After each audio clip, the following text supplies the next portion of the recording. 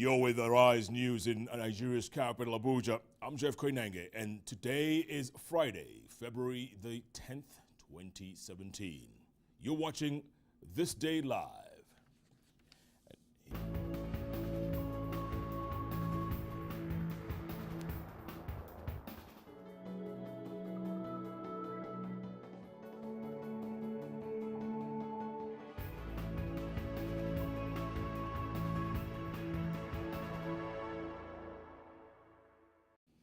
And here are some of the stories we're working on making headlines around the world. A federal appeals court in California has rejected an appeal by U.S. President Donald Trump to reinstate his controversial executive order banning people from 7 mostly Muslim countries from entering the United States. Chaos in the streets of Cape Town. Fighting breaks out both inside and outside South Africa's parliament just as President Jacob Zuma was delivering his State of the Nation address.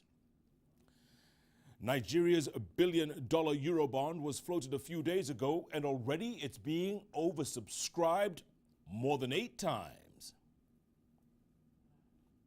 And still on Nigeria, the Nigerian government takes over the management of the country's biggest airline, Arik Air, responsible for more than half the nation's domestic passenger traffic.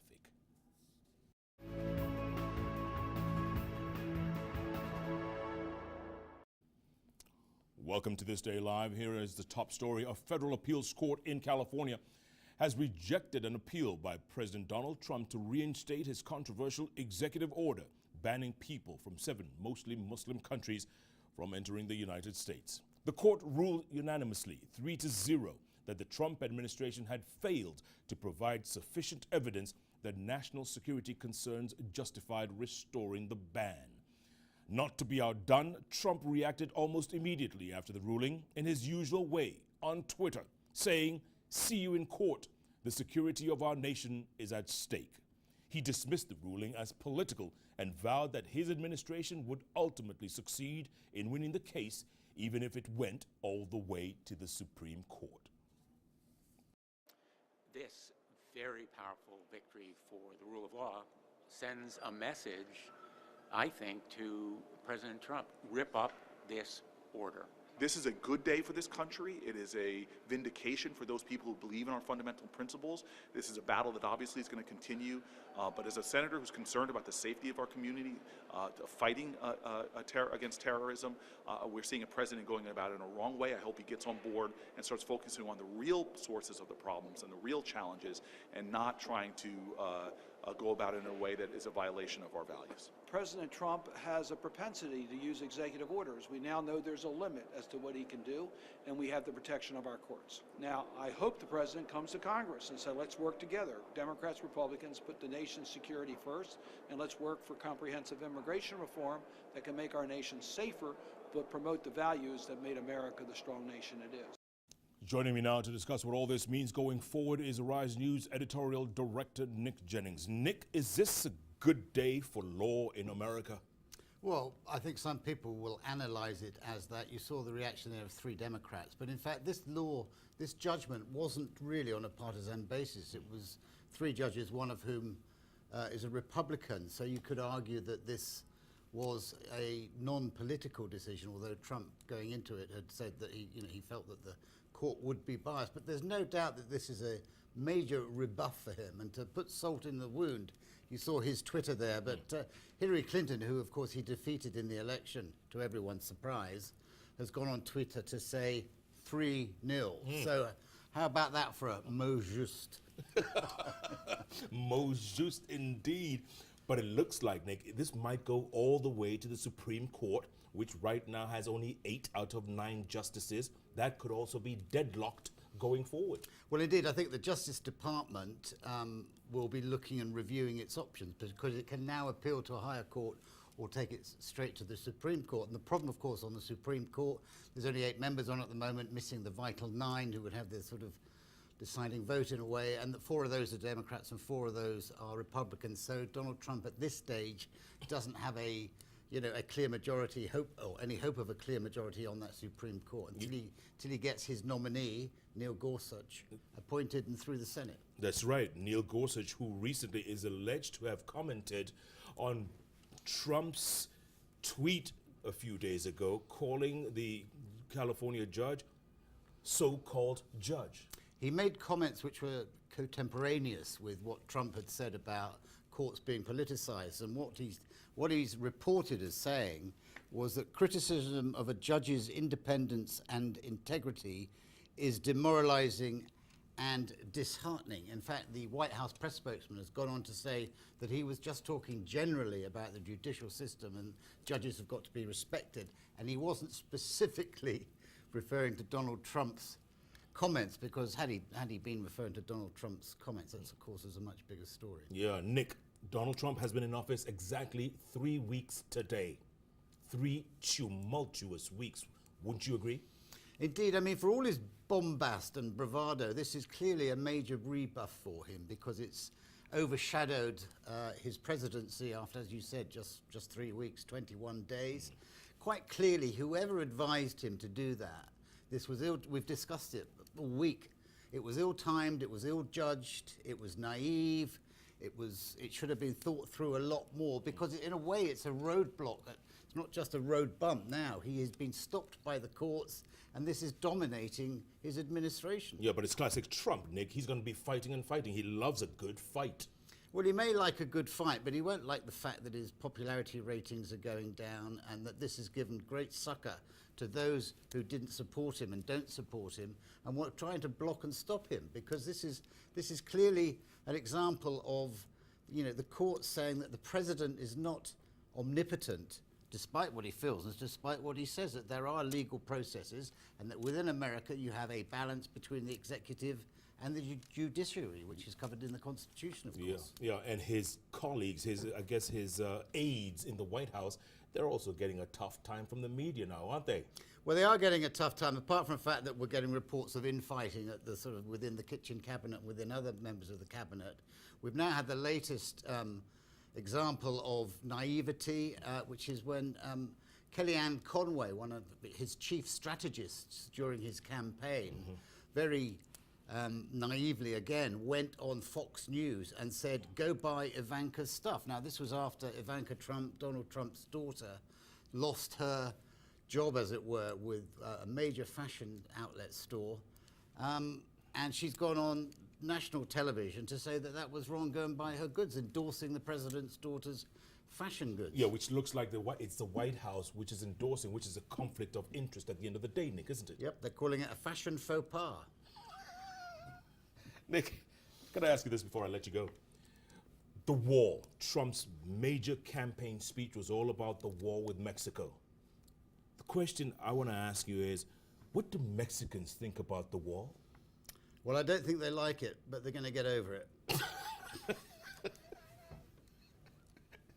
Nick Jennings gonna get over the wall. As always, Nick, thanks for your insights. In other news, while Donald Trump's immigration ban faces legal obstacles in U.S. courts, Italy continues to save lives at sea and provide shelter to thousands of migrants, many of them from Africa. Last year, some 180,000 people landed in Italy, up 18% from 2015. A pilot project in Belluno in northeastern Italy encourages asylum seekers to carry out voluntary work to help get their lives back on track. Here's a special report from Richard Sargent. Despite the snow in northeastern Italy, Paul and his friends are hard at work. After risking their lives to cross the Mediterranean, these migrants are cleaning up a site which will be turned into a cultural centre. From sub-Saharan Africa, Bangladesh or Pakistan, they have one thing in common: the good fortune to have been sent to Belluno. This town near Venice has decided to break with traditional migrant reception models and try something different. I do voluntary work without being paid, but that's because otherwise we'd be at home doing nothing.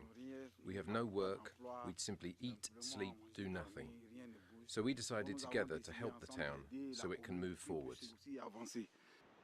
This left-wing town at the foot of the Dolomites sits in the middle of anti-immigrant Northern League territory, but it's made migrant reception a priority. Instead of tent camps or centres, asylum seekers live in apartments. The idea is that giving them autonomy is key to speeding up integration, so migrants do their own shopping and cooking. I don't feel like I'm anti-Trump, no. To put it simply, here in Belluno, we thought that what with the difficulties Italy and Europe are experiencing, we all need to invest a little to resolve a problem that is bigger than us.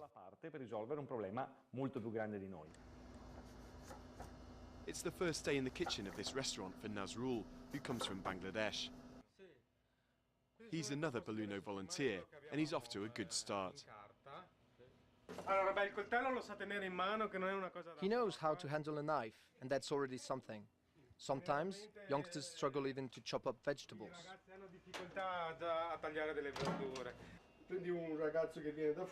Take a young person who comes from abroad, who wants and needs to work, who wants to learn. He'll stay for a long time. He doesn't want to leave, and that's good.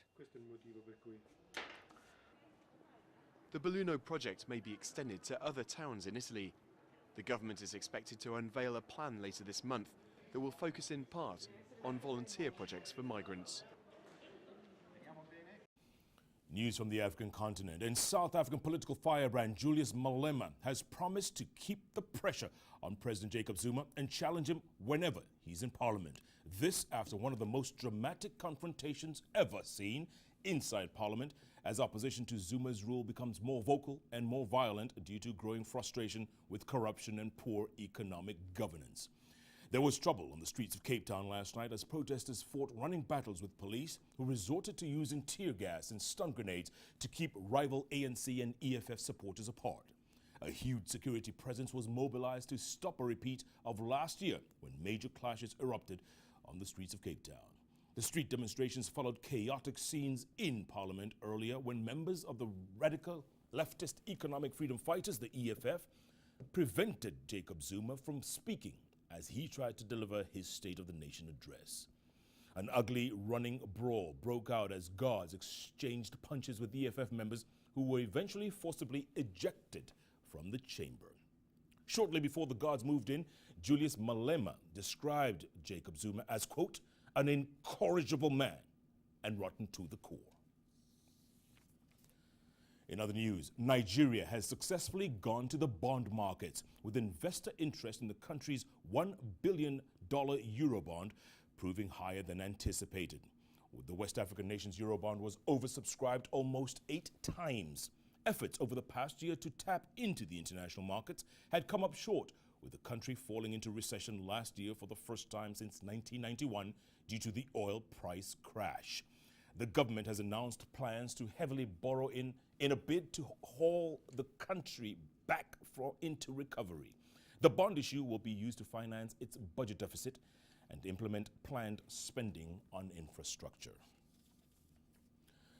Joining me now to discuss what all this means with the Eurobond is Uche Orji. He's the CEO of Nigeria's Sovereign Wealth Fund. Uche, as always, thanks for joining us. Pleasure. We spoke a few days ago and Yes. you were extremely optimistic about this Eurobond. You were right. Thank you.